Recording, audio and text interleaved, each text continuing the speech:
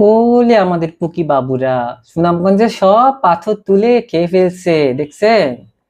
একদম পুরা জাফলং এর সব পাথর খেয়ে ফেলছে। বাংলাদেশের আর কোথাও পাথর নাই, এই পাথর সব শেষ।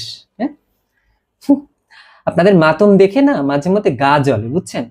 কারণ হচ্ছে পাহাড়ি পাদদেশে যে নদীগুলা থাকে সেই নদীগুলার মধ্যে পাথর থাকে, এটা খুবই বাস্তব একটা কথা।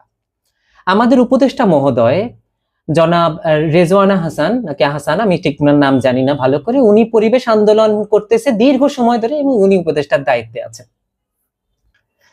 বাংলাদেশের এই পাহাড় কেন্দ্রিক নদীতে পাথর উত্তোলন করার ইতিহাসে যদি হাত দেন, বান্দরবানের নিয়ে আগে সবার আগে কথা বলা লাগবে।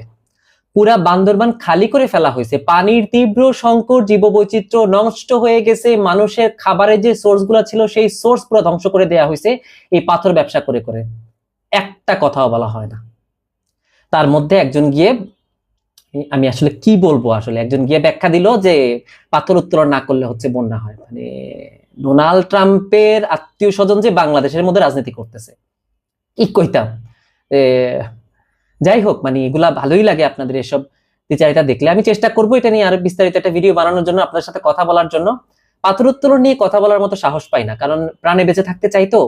এখানে বড় বড় সব মাফিয়াদের কার্যক্রম চলে এবং আমাদের 3 পার্বত্য জেলায় পাহাড়ের সাথে যে নদীগুলা লাগোয়া আছে, এই নদীগুলার মধ্য থেকে যে পরিমাণে পাথর উত্তোলন করা হয়, জিরিগুলা থেকে যে পরিমাণে পাথর উত্তোলন করা হয়, তাতে করে বিশেষ করে বান্দরবান অঞ্চলের মানুষগুলো যে পরিমাণ জীববৈচিত্র্য ধ্বংসের সম্মুখীন হয়েছে, আমরা কখনো এগুলা নিয়ে কথা বলি না।